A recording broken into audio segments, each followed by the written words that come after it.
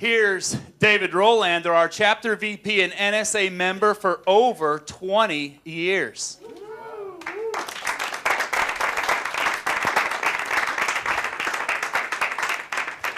Thank you very much, Kevin. This is not going to be a presentation that can even come close to my warm-up act. But what I'm going to do is I'm going to share a little bit about where I'm coming from and where you are, and maybe how synergistically I can work with you and you can work with me as a spotlight speaker. That's my mission here. Originally, I'm from back east. And I believe that each of us is very, very unique. I've got a few things that have happened in my background. I've been on an evolution for years and years, and today's focus of rebranding or branding is something that I go through over and over and over again. And so I'm going to give you the latest iteration of that.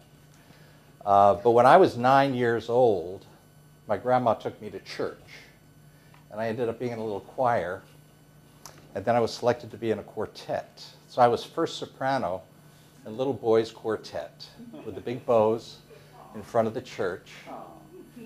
We ended up going on television for a kid show, and so for almost 3 years, every Saturday, instead of playing basketball, I sang.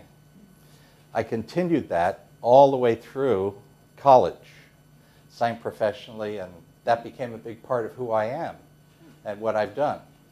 I then came to California with my folks and went into literature and history as a major at a private school up in Santa Barbara called Westmont College. And at that time, there was a thing called the draft. And I didn't want to go in the Army, crawl around in the mud. So I ended up joining the Navy. That didn't turn out quite what I thought it was going to be, which is a whole nother story.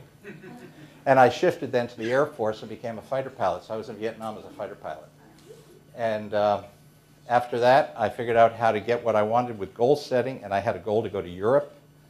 And I was able to accomplish that, so I spent 3 years living in Europe, learned German, got a little bit more culture, if you will, and then came back and got a master's in finance at Cal State. I was hired by Merrill Lynch, and so like Gary, I was a stockbroker, became a tax investment specialist, and then a regional tax investment specialist for Merrill Lynch for almost 10 years. Then I went into real estate, and fortunately, in both real estate and with Merrill Lynch, a real estate developer, that is, I had some pretty good success, so I retired at 40. Moved up to Mammoth Lakes, sitting on a mountaintop, thinking about what's going to happen next. Then the economy turns to the opposite of what it is now, 21% interest rates. I had to go back to work, and I decided that rather than going back into the money game, I was going to go into communications. Because in all those years, I couldn't figure out why people did what they do, and it was about communication more than it was money. So I got into the communications business and started another business. I've also done some, I had a travel agency, travel business, had my consulting business, trained a lot of salespeople, and then I had a .com that I was chairman CEO of for almost 5 years. So my experience has been in business. Educationally, I've got the master's. I did graduate work at Claremont with Drucker. I've done a lot of mentoring and coaching. I've done a lot of speaking. But what I found is through all of those events, speaking was the real bedrock. Speaking for me is a tool. It's something that I do a lot, primarily to promote my business. And then I found out many years ago that they were also charging for it. So I started charging for speaking back in the early 90s.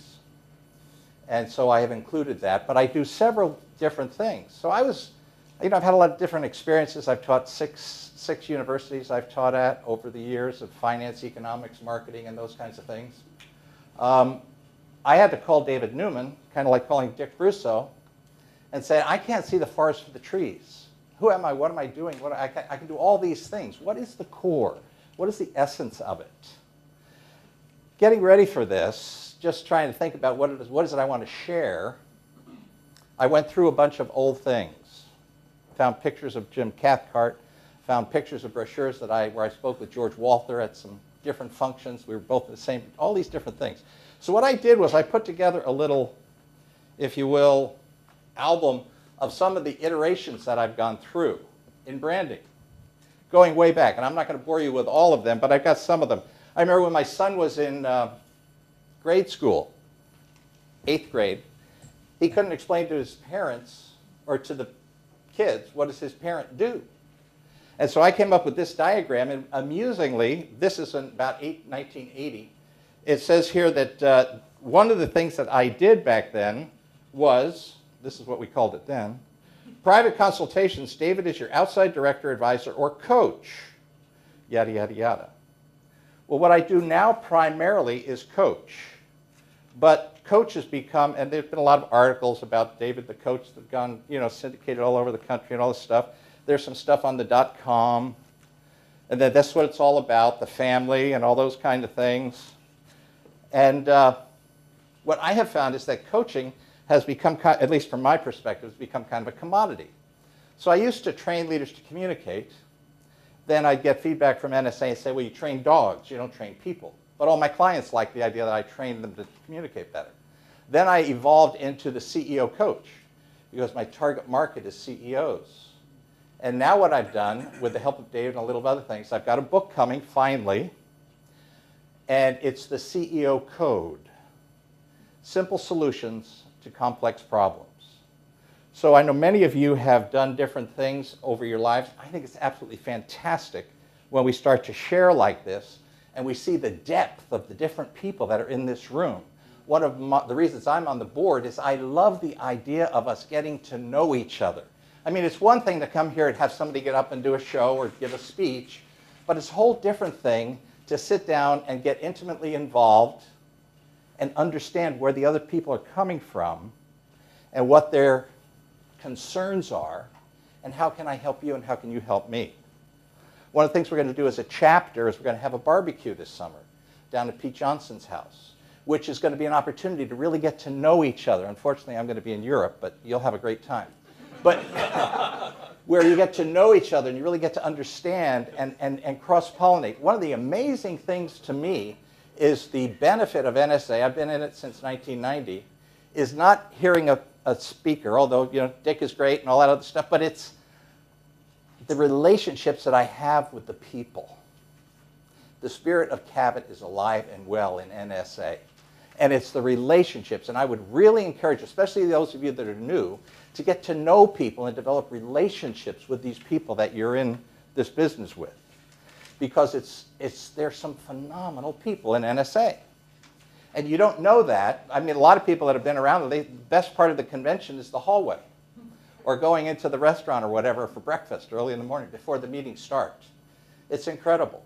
So I have just, if you remember from the news release, or whatever you call that, the e-zine, it was how to build a business around your chosen lifestyles, what I wanted to talk about.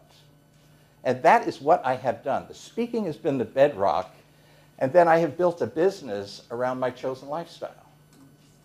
Happens to be I'm very business-oriented, right? And so I have 3 specific examples that I want to show you about how that works. Yesterday I was talking, I like to talk to people in NSA, and I was talking to a CPAE who just got back from giving 3 presentations in Romania and Eastern Europe, basically. And he arrived a day or 2 early so he could get rested up. He gave 3 presentations and came back. Well, the last time I was in that part of the world giving a presentation was 1997. I was hired to go to Dubrovnik, Croatia.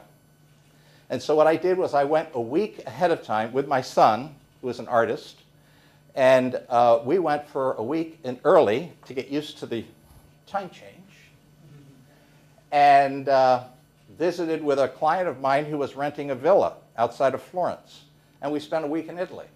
Then we flew over to Dubrovnik. It was a week conference. They put me up in a suite, and they put my son up in a suite. It was marvelous. And we went out to dinner, we did that, and I did all of a half of one day. Actually, I did a whole day, and at the end of the day, they changed the agenda and had me do another half a day. So I did a day and a half. And then we went to Germany for a week, in Munich. that was my trip different than my friend's, who's a CPA, who's a dedicated business guy.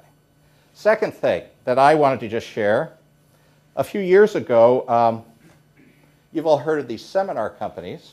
I was thinking, I'm at an age now where I could slow down if I wanted, but I love what I do. So I'm not intending to slow down until I have to.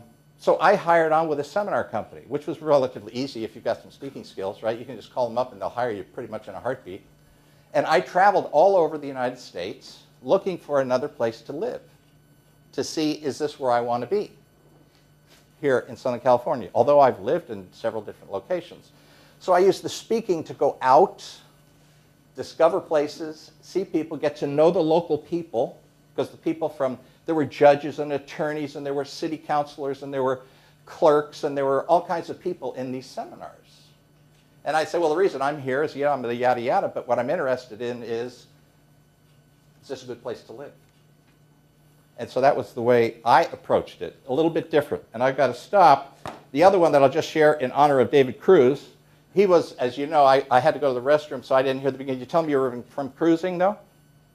I've done several cruises, but my favorite cruise was on the Cunard Line. They had a captain's conference, and they had 12 captains from all over the world. That was 3 days, but it was a 17-day cruise. And the best part was looking the way I look. Everybody, crew and passengers, knew I was a captain. I deny it, I deny it, I deny it, and they'd all say, oh yeah, we know you're a captain, sir. And that's the way to cruise. It was amazing. So anyway, I do what I do because I love it. If any of you would like to buy me a cup of coffee and want to see my perspective on business or that, I'd love to do it. And I have my latest iteration that I promised right here. This is my business card. You can pass those out. Yeah. My son is the artist.